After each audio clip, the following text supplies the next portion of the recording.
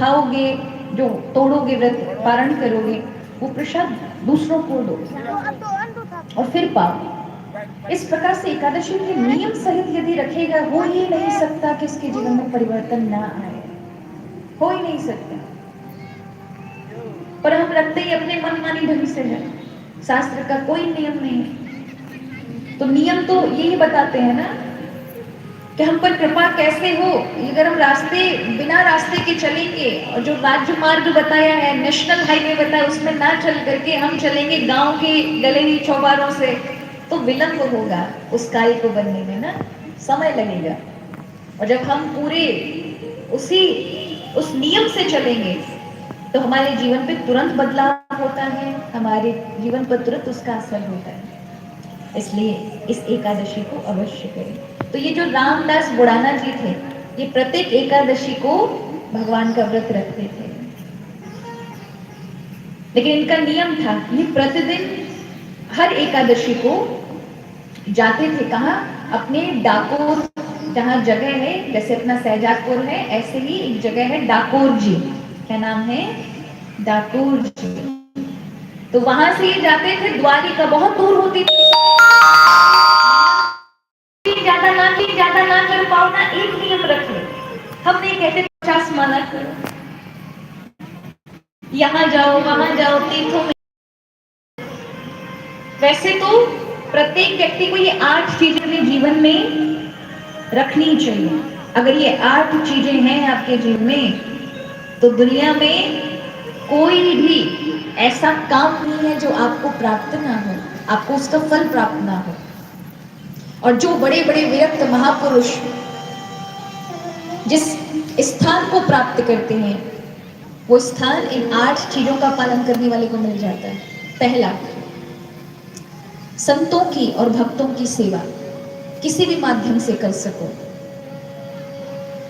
चाहे उनको प्रणाम करके कर दो, चाहे उनको भोजन करा के कर दो, चाहे उनको अपने निवास में ठहरा के कर दो, चाहे उनका मन जो हो उस कार्य को करने में कर दो। उनका मन किसी सेवा में है तो सेवा के माध्यम से कर दो। संत या भक्त की सेवा पहला। दूसरा, गौ सेवा। तीसरा, किसी न किसी धाम में जाकर के निवास करना, साल में कम से कम 1 दिन, 3 दिन, 7 दिन, 11 दिन, इतना तो एक धाम में निवास करना चाहिए। तो पहला, संत भक्तों की सेवा। दूसरा, गौ सेवा। तीसरा, धाम सेवा। चौथा, एकादशी निष्ठा। पांचवा, सत्संग करना है। छठवा, भगवान का हरि नाम संकीर्तन, इसको नहीं छोड़ना है। भगवान के नाम की एकाध माला घर में बैठ के करो। और सातवा, भगवान की घर में छोटे से ठाकुर जी का विग्रह लेकर आओ, और घर में ये सब करने के बाद 7वां नंबर है उसका, पहले ये सब करना पड़ेगा।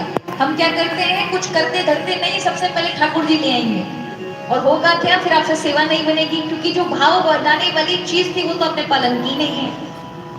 फिर विग्रह लेकर आओ, और विग्रह ला करके फिर भाव से, मन से उनकी सेवा करो। मानसिक सेवा करो, चाहे भाव से करो। मानसिक सेवा का अर्थ है मन से सेवा करना। उसके लिए कुछ नहीं करना पड़ता, उसके लिए कोई विग्रह की आवश्यकता नहीं होती। बस मन ही मन से सुबह से लेकर शाम तक जो जो भगवान की सेवा उनको मन ही में ही करते रहिए, इसे मानसिक सेवा कहते हैं। ये प्राय सबके हृदय में नहीं आती। पर एक और बात है कि आप विग्रह की जब सेवा करेंगे ना, भगवान की सेवा करने लग जाएंगे, अपने ठाकुर की, घर में विराजित ठाकुर की, तो ठाकुर जी बोलने लगेंगे, आज मेरे लिए ये फूल की माला बनाओ, आज मेरे लिए ये भोग धराओ, आज मुझे ऐसे सजाओ, आज मुझे यहाँ घुमा लाओ। स्वयं भगवान आपके मन में अपनी इच्छा व्यक्त करने लग जाएंगे, और भगवान की इच्छा के निमित्त बन जाइए महाराज।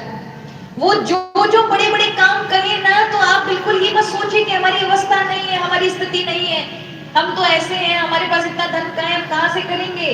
अरे बस आप बीड़ा उठाइए, मतलब ठाकुर जी ने संकल्प ले लिया आपके मन में, तो आपको थोड़ा पूरा करना है। वो कौन करेंगे?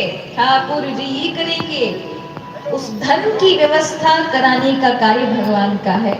अगर भगवान इस प्रकार की इच्छा आपके हृदय में व्यक्त करते हैं, इसका अर्थ है प्रभु की